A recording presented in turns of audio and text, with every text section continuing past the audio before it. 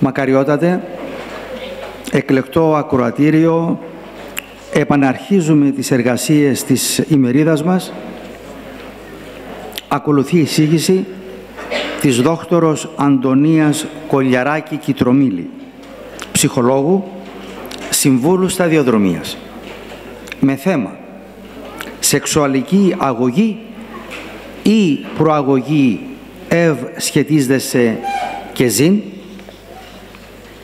Δύο λόγια για την κυρία Κολιαράκη. Η Αντωνία Κολιαράκη γεννήθηκε στην Αθήνα το 1956, σπούδασε στην Ελλάδα και στο εξωτερικό ψυχολογία και παιδαγωγικά, με εξειδικεύσεις στη συμβουλευτική και τον επαγγελματικό προσανατολισμό, στη γενική θεωρία των συστημάτων, στη θεραπεία ομάδας και οικογένειας, στο ψυχόδραμα και στις επιπτώσεις των κράνιο-εγκεφαλικών κακώσεων στη συμπεριφορά. Εργάστηκε εφαρμοσμένα και ερευνητικά στην πρωτοβάθμια εκπαίδευση ως εταίρος ιδιωτικής σχολής, στην τριτοβάθμια εκπαίδευση ως σύμβουλος ψυχικής υγείας και διδάσκουσα και ως σύμβουλος εταιριών. Αφότου αφιπηρέτηση, παρέχει ψυχολογικές υπηρεσίες, συντονίζει ομάδες προσωπικής ανάπτυξης και προαγωγής της οικογένειας, όπου η ανάπτυξη της προσωπικότητας εξυφαίνεται από κοινού στο στιμόνι της καθημάς παράδοσης. Η δημιουργία και η συμμετοχή της σε ψυχοδρόμενα καθαίρει τις ψυχές και αναδεικνύει την ιστορική μνήμη.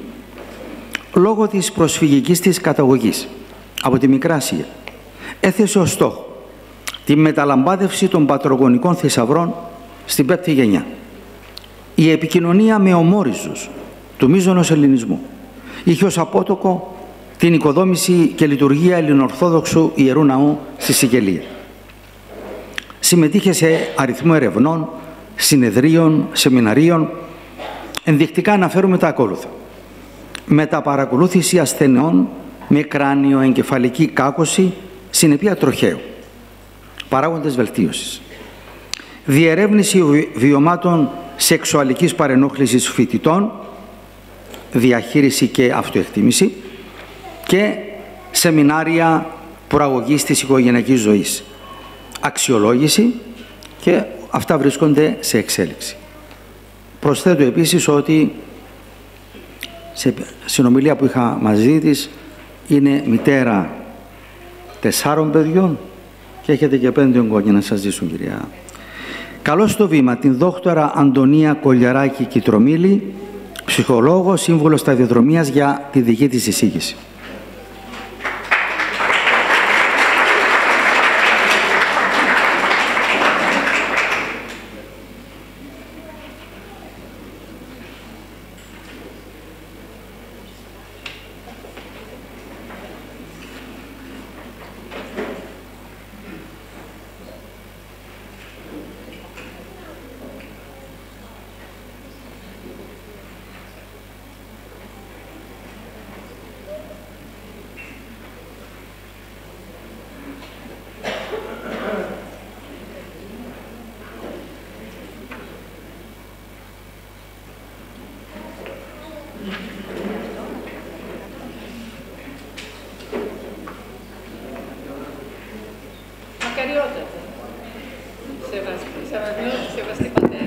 Αγαπητοί προσκεκλημένοι, όσο άκουγα την εξαιρετική ομιλία της προλαλήσας σας, ένιωσα ότι πραγματικά τα παιδιά τα μισούμε.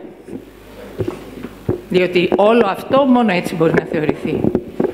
Παρ' όλα αυτά δεν απογοητευόμαστε. Το σημαντικό είναι ότι σήμερα είμαστε εδώ τόσοι άνθρωποι με νιάξιμο, ένα σύννεφο ενδιαφέροντος, το οποίο φεύγει από εδώ και πάει και βρίσκει τα παιδιά μας. Και αυτό για μένα είναι το πιο σημαντικό απ' όλα. Αντί να μιλάμε για σεξουαλική διαπαιδαγώγηση, γιατί να μην ασχοληθούμε παραπάνω με την αγωγή του ευσχετίζεστε, γιατί όλα στη ζωή είναι σχέση. Και κατά συνέπεια του ευζήν. Οπότε να επανατοποθετήσουμε τη σεξουαλική αγωγή στο πλαίσιο της οικογένειας, της παιδαγωγικής ευθύνης και της ορθόδοξης πίστης.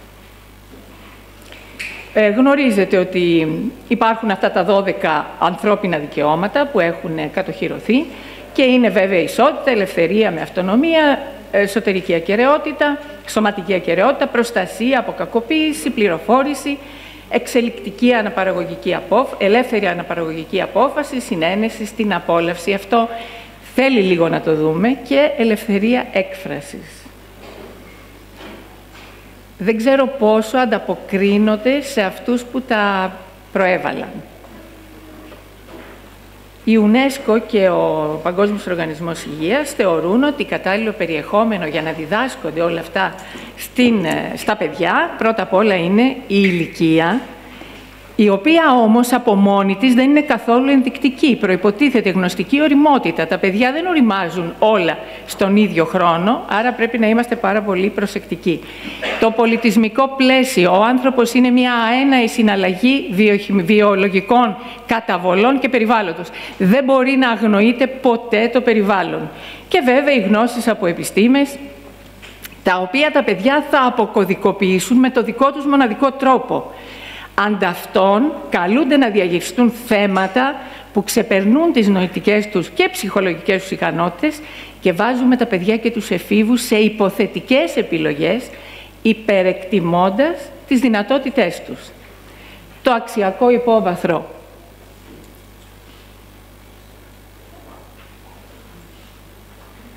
Αποσιωπάται. Είμαστε τώρα.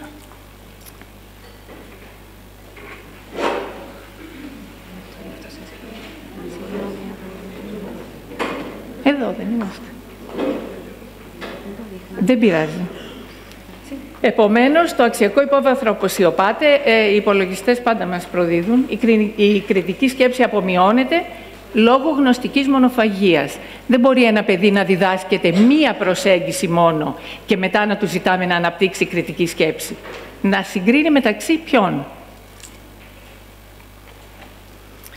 Αρνητικές επιδράσεις τώρα στην ψυχική υγεία από τον τρόπο που γίνεται μέχρι τώρα. Άγχος, σύγχυση, πρόωρη εστίαση σε θέματα που δεν τα ενδιαφέρουν. Επιδρούμε παρεμβατικά και βία πάνω στον ψυχισμό τους. Αποδυνάμωση της αίσθησης ασφάλειας και αποσταθεροποίηση της ψυχοκοινωνικής εξέλιξης του παιδιού. Σήμερα οι έφηβοι καλούνται, μάλλον τους ανοίγει ο δρόμος για ελεύθερες σχέσεις. Και ξέρετε, όσοι έφηβοι έχουν χαμηλή αυτοεκτίμηση, ενδίδουν. Οι άλλοι το σκέφτονται. Να δούμε πώς επιδρά τώρα, γιατί αυτές οι σχέσεις είναι αποσπασματικές, δεν έχουν δέσμευση, δεν έχουν μέλλον, είναι καθαρά της στιγμής. Αυτοί λοιπόν οι έφηβοι που δεν έχουν καθοδήγηση είναι επιρρεπείς σε βιαστικές ή πιεσμένες αποφάσεις. Ακολουθούνται συνήθως από συναισθηματικές διαταραχές, χαμηλή αυτοεκτίμηση, κακή ποιότητα διαπροσωπικών σχέσεων, αδύναμη ταυτότητα, γιατί εδώ θα δούμε παρακάτω ότι είναι μια πολύ κρίσιμη ηλικία για να τις ανοίγουμε παράθυρα και να φεύγει το δυναμικό. Μετατραυματικό άγχος, φαύλο κύκλο υπερσεξουαλικότητας, γιατί όταν κάτι δεν μου προσδώσει αυτό που περιμένω, γίνεται εθιστικό μετά. Και δοκιμάζω. Και βέβαια, τα αγόρια από τα κορίτσια έχουν διαφορετική στάση και απόκληση. Και τα κορίτσια συνήθως εισπράττουν μια πικρόξενη γεύση άγουρων φρούτων. Και έχει διερευνηθεί ότι αυτό αφήνει καταθλιπτικά συναισθήματα, αίσθημα κενού και φόβο. Σίγουρα, οι αρνητικές επιπτώσεις από το θεσμό της οικογένειας θεωρούνται πάρα πολύ λογικές. Όμως, εδώ να πω ότι εμείς ανοίξαμε την κερκόπορτα. Μα τι γίνεται.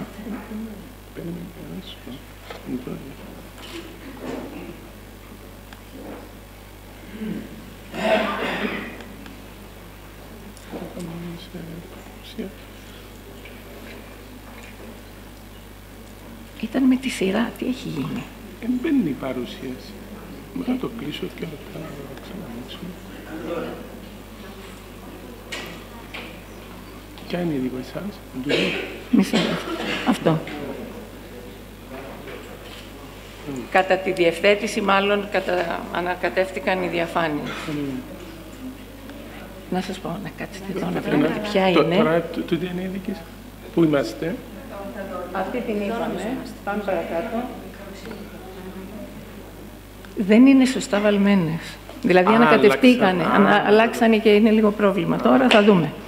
Λοιπόν, ανοίξαμε την κερκόπορτα. Εμείς που θεωρούμαστε οι φυσιολογικοί γονείς, μαμά, μπαμπάς, παιδιά, εμείς εκχωρήσαμε αυτό το πολύτιμο, το θεϊκό δικαίωμα να αναθρέψουμε τα παιδιά μας και βάζω και τον εαυτό μου μέσα. Στην καλύτερη περίπτωση είμαστε σε διαδικασία αγάπης. Εξελιχθήκαμε σε εγωκεντρικούς γονείς και αυτό άνοιξε το δρόμο για να μπορέσουν να μας αλώσουν. Σίγουρα η παραδοσιακή μορφή, βλέπετε εδώ την πυρηνική οικογένεια επάνω, είχε πάρα πολύ σταθερότητα και συνοχή και ήταν προστατευτικός παράγοντας για τα παιδιά. Στη συνέχεια περάσαμε στη σύγχρονη μορφή, όπου μπήκε το ό,τι μου αρέσει, ό,τι με εκφράζει, όπως τη βρίσκω. Δεν θα πω τίποτα άλλο, καταλαβαίνετε. Και πάμε τώρα στο σήμερα, που προσπαθούμε να αξιοποιήσουμε τα λάθη του χθες και να φτιάξουμε μια οικογένεια με αυτονομία, αλλά σε αλληλεξάρτηση. Δηλαδή, να είμαστε αυτόνομοι, αλλά να νοιαζόμαστε ο ένας για τον άλλο. Η προηγούμενη οικογένεια έφερε συναισθηματική αστάθεια, προβλήματα στην ταυτότητα και του φύλου, χαμηλή αυτοεκτίμηση στα παιδιά, μειωμένη συνοχή. Και ξέρετε, είναι ερευνητικό δεδομένο. Όταν η οικογένεια δεν έχει συνοχή, όχι υπερβολική να γίνεται συμβιωτική, συνοχή, τότε τα παιδιά δεν αποκτούν εσωτερική συγκρότηση. Και πώς θα πας να συναντήσεις τον άλλο να κάνει σχέση όταν δεν είσαι εσωτερικά συγκροτημένος? Και βέβαια δεν μπορούν να ενταχθούν εύκολα κοινωνικά. Και ξεχάσαμε κιόλα ότι όσοι τουλάχιστον κάναμε θρησκευτικό γάμο, ακούσαμε ότι εμείς θα βάζουμε το νερό. Κρασί θα το κάνει ο Θεός. Και αυτό είναι μια πάρα πολύ μεγάλη ευλογία και ελπίδα για όλους τους γονείς. Κάνω ό,τι μπορώ, τα άλλα θα έρθουν από αλλού. Τώρα, οι εναλλακτικές μορφές έχουν ένα μεγάλο πρόβλημα, έχουν την αντίφαση. Γιατί? Διότι άλλα ζουν τα παιδιά και άλλα ακούνε από την περιραίουσα ατμόσφαιρα. Ακόμη και αυτή η κοινωνία που παλεύει με νύχια και με δόντια να καθιερώσει αυτή τη δυσλειτουργία, υπάρχουν και υγιείς φωνές. Άρα τα παιδιά παραπέουν διότι βιώνουν αντιφάσεις. Σίγουρα θα έχουν προβλήματα συναισθηματικής σταθερότητας, έχουν παρατηρηθεί ποσοστά ανεργίας, δυσκολία δηλαδή κοινωνικής ένταξης, χρήση ουσιών, κατάθλιψη και τελικά πάντα μη εξαιστήν. Συμφέρει ή γίνεται ύβρις κατά την αρχαιοελληνική προσέγγιση, όπου είναι μια καταστρατήγηση του μέτρου και εξελίσσεται σε αλαζονία και απληστία. Αντίθετα, προάγεται πάρα πολύ σήμερα ότι δεν υπάρχει πρόβλημα αν τα παιδιά μεγαλώνουν σε οικογένειες ομοφυλόφιλες, μονοοικογενειακές κτλ. Εκείνο που μετράει είναι οι σταθερές υποστηρικτικές σχέσεις ενηλίκων φροντιστών. Αυτό μόνο είναι προϋπόθεση ομαλής ανάπτυξης. Αλλά θα δούμε παρακάτω ότι ο άνθρωπος είναι τόσο πολύπλοκη οντότητα που δεν του φτάνει μόνο αυτό. Ο Σωκράτης ταυτίζει τη γνώση με την αρετή. Ο Αριστοτέλης, ιδρυτής της λογικής και του μέτρου, συνδέει τις ακρότητες με τις κακίες. Ο άνθρωπος είναι οντότητα που αλληλεπιδρά με το περιβάλλον. Αυτό δεν μπορεί να το αμφισβητήσει κανείς. Δεν μπορούμε να αγνοήσουμε τις κοινωνικές παραμέτρους και οφείλουμε να λαμβάνουμε πολύ σοβαρά υπόψη τις αξίες. Επίσης, το συλλογικό, αξιακό και πολιτισμικό υπόβαθρο και ο ομολογιακός χαρακτήρας της πίστης. Είναι μία παράμετρος ζωής. Δεν μπορεί να την απορρίψουμε. Πάμε στην εφηβεία, που δεν έχει ακόμα εμπλακεί σε αυτή την αποσταθεροποίηση. Ποια είναι η πραγματική εφηβεία και τι μαγική και τι ωραία περίοδος είναι. Πρώτα απ' όλα αποκτούν ταυτότητα. Σιγά σιγά χτίζεται η ταυτότητα. Τυπική σκέψη, δηλαδή μπορούν να σκέφτονται αφαιρετικά και πλοηγούν στον κόσμο των ιδεών, παθιάζονται, θέλουν να ελέγξουν, κάποτε μισοπνίγονται, αλλά δεν πειράζει, λίγο νεράκι πίνουν. Στις πνευματικές αναζητήσεις μπορεί να βιώσουν ανατροπικά. Γιατί να τους το στερήσουμε, ποιος έχει το δικαίωμα? Μετά από αυτή τη διαμόρφωση ακολουθεί το στάδιο των σχέσεων, από το εγώ στο εσύ. Διότι υπάρχει ένα εγώ για να πάει να βρει ένα εσύ. Και βέβαια ο Πυθαγόρας ήταν πάρα πολύ επιφυλακτικός στην αρχή της ηλικιακής συνουσίας και μόνο η σχέση προσώπων με ταυτότητα μπορεί να οδηγήσει πραγματικά σε σχέση αμοιβαίας εμπιστοσύνης.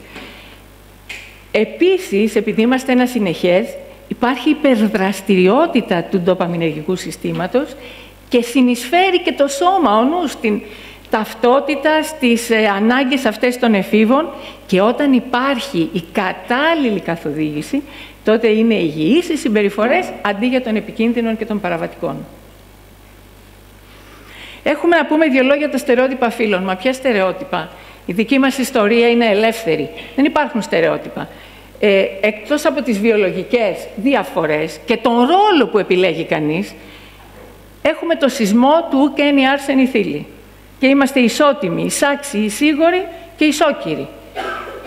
Έχουμε την Αντιγόνη που υπερβαίνει και λέει «ούτε συνέχθην, αλλά συμφιλήν έφην». Έχουμε τις Βυζαντινές δέσποινες που υλοποίησαν τον χριστιανισμό σε πάρα πολύ μεγάλο βαθμό. Έχουμε τις γυναίκες του 21 που πολεμούσαν. Τι θα πει η στερεότυπα ρόλων? Έχουμε την Αγία Φιλοθέη την Αθηναία, η οποία εκτός του ότι είναι η πρώτη φεμινίστρια, δεν μπορεί κανείς να πάει στην Αθήνα και να μην τη βλέπει μπροστά του, γιατί όλη η Αθήνα είναι Φιλοθέη.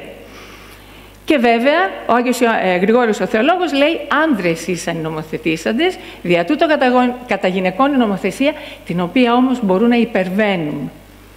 Και βέβαια εδώ δύο λόγια, οι γυναίκες της Υπήρου, λέει, έχουν τέτοια, παρότι θεωρούνταν καταπιεσμένες, είχαν τέτοια δυναμική παρουσία, μόνο κανείς αυτό δεν θα μπορούσε να ισχυριστεί. Και πάμε στο θαύμα, που είναι σώμα, ψυχή, ηγεμόνους, κατά τον Πλάτωνα, και πνεύμα.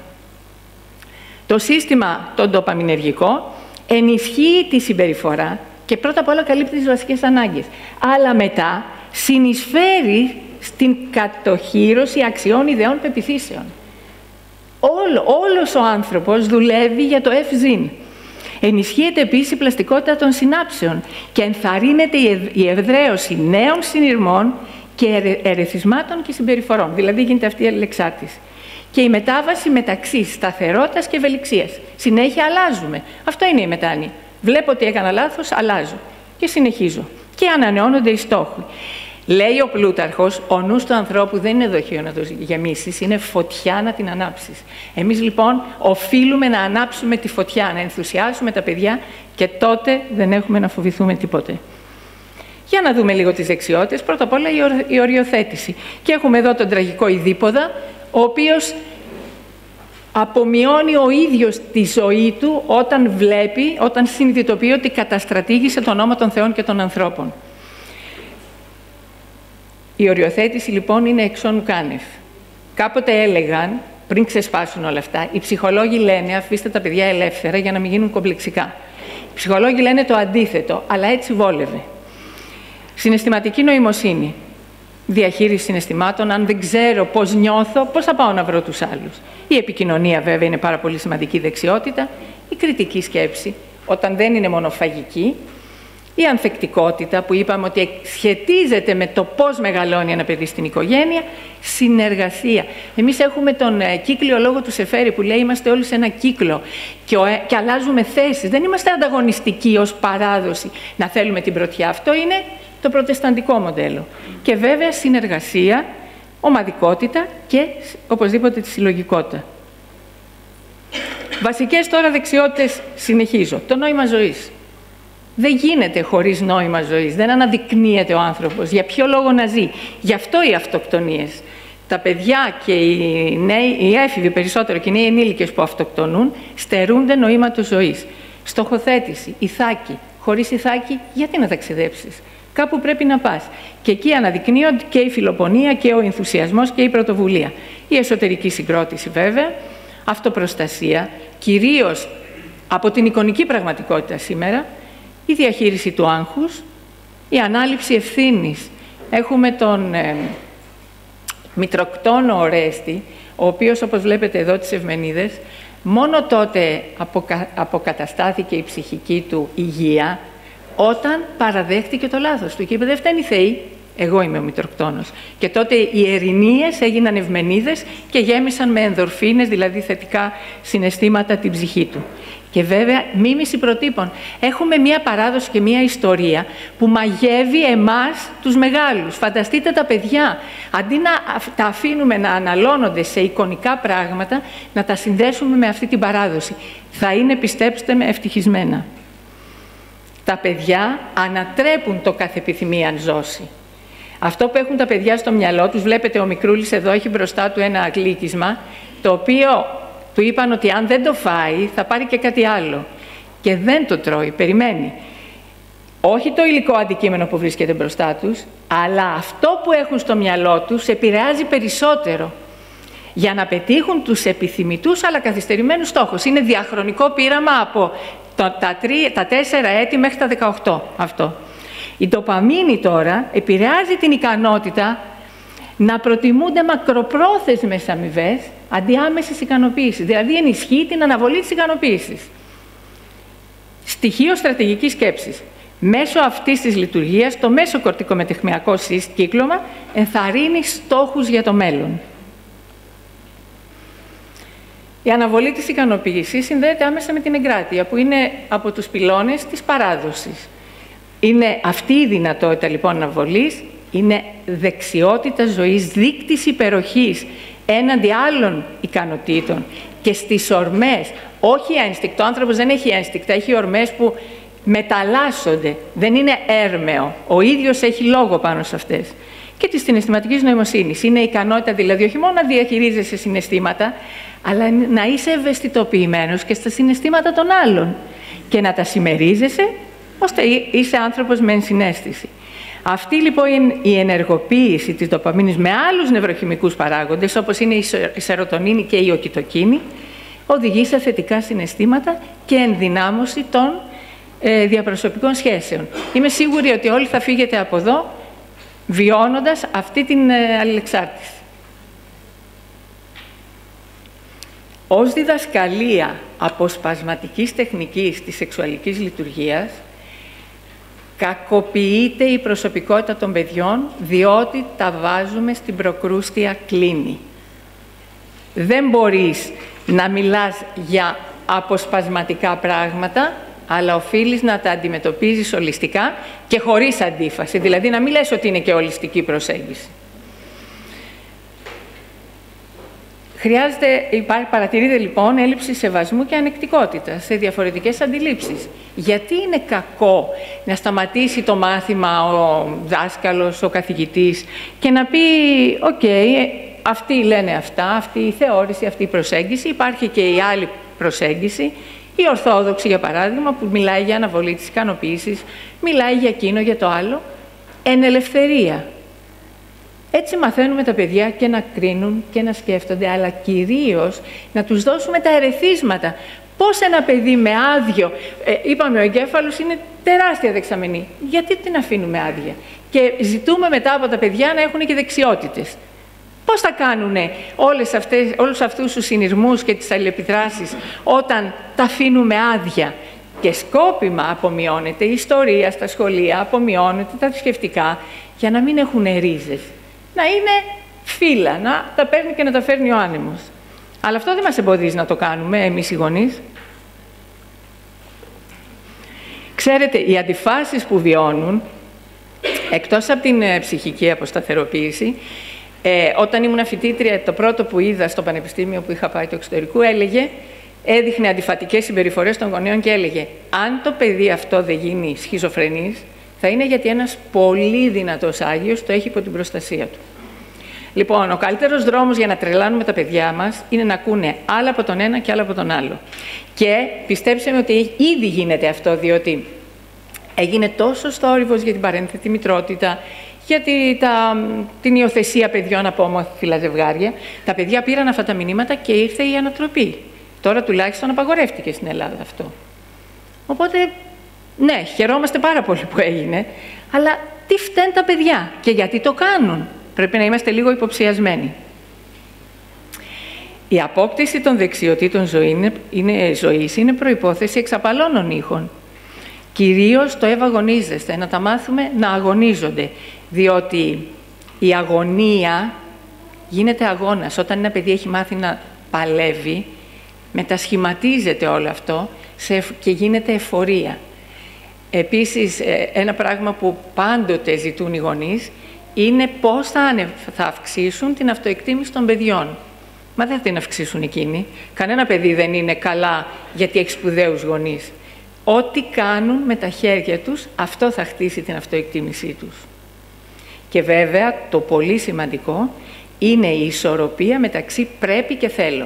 Η ψυχική μας δομή είναι από τη μία τα θέλω, ορμές, διάφορα, και από την άλλη το ηθικό σύστημα, αξίες, ιδέες, στόχοι και όλα αυτά.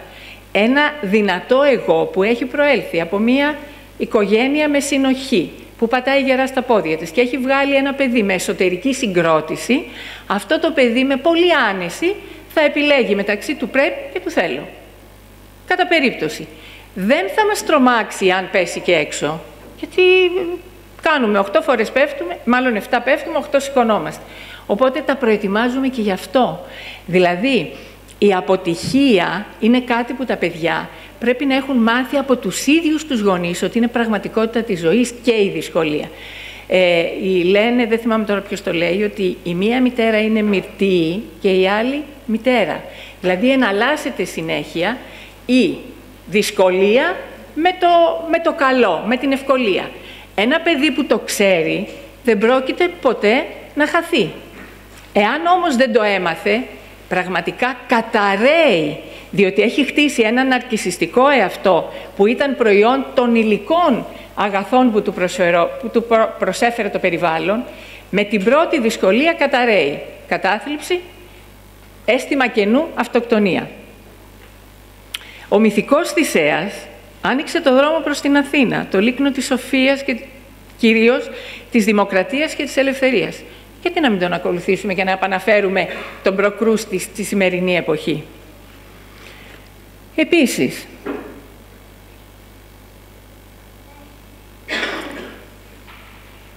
είπαμε για το ότι έγινε όλο αυτό, ανακλήθηκαν αυτά και είναι πάρα πολύ σημαντικό. Για να δούμε τώρα λίγο, αυτό δεν έχει και τόση μεγάλη σημασία, γιατί τα παιδιά, όσο και να τους λέμε κάποια πράγματα, δεν βοηθούν. Εκείνο που βοηθάει αποτελεσματικά είναι η μίμηση του προτύπου των γονέων. Ένα παιδί που βλέπει το γονιό να αντιδρά με κάποιο τρόπο, θα τον πάρει και εκείνο. Τώρα εδώ αυτό πετάχτηκε λίγο μόνο του, αλλά δεν πειράζει, έχουμε την ευελιξία τη γνωστική να το καταλάβουμε. Λοιπόν, προστασία από σεξουαλική παρενόχληση ή κακοποίηση. Είναι μία πραγματικότητα σήμερα. Είναι πάρα πολύ διαδεδομένη.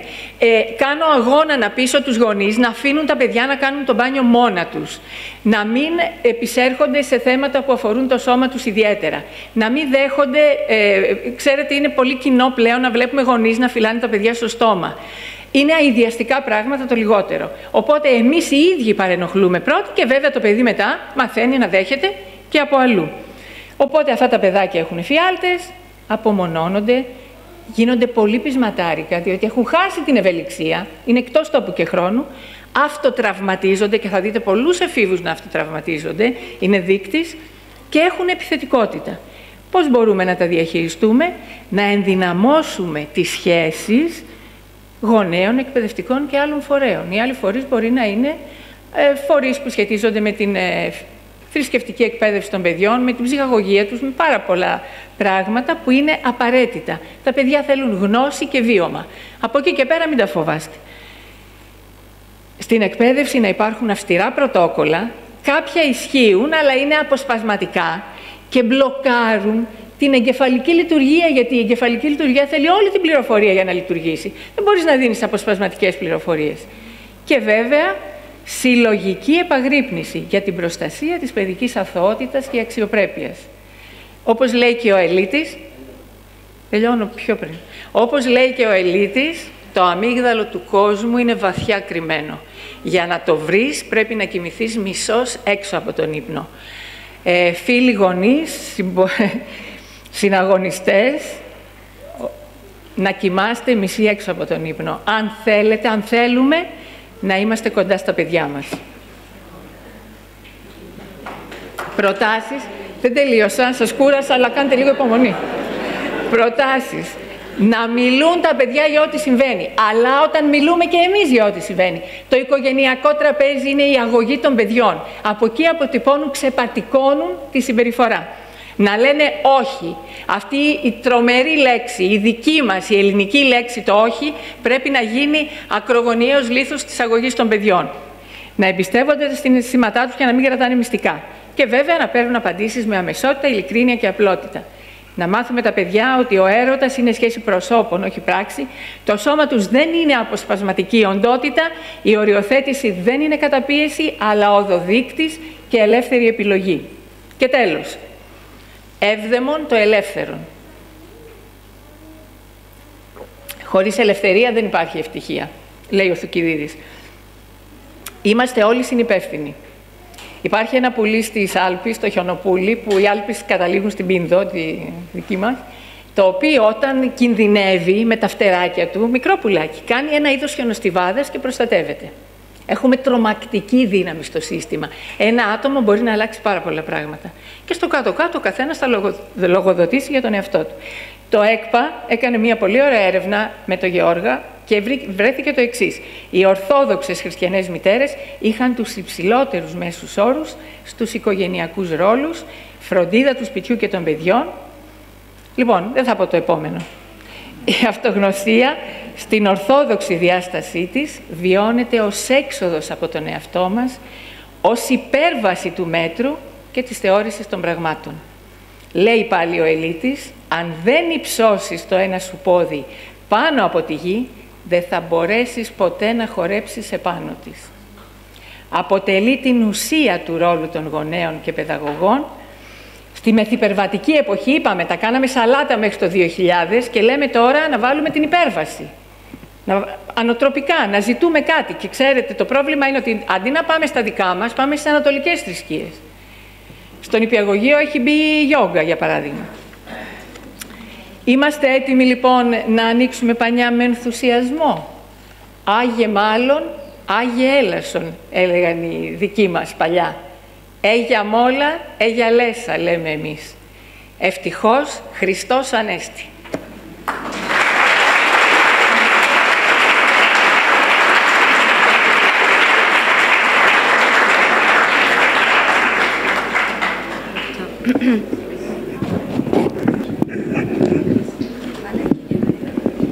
Θα κανονίσεις.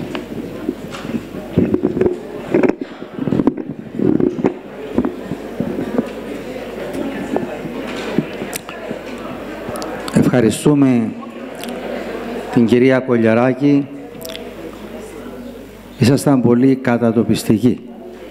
Πιστικοί. Μιλήσατε εμπεριστατωμένα. Ευχαριστούμε, κυρία Κολιαράκη.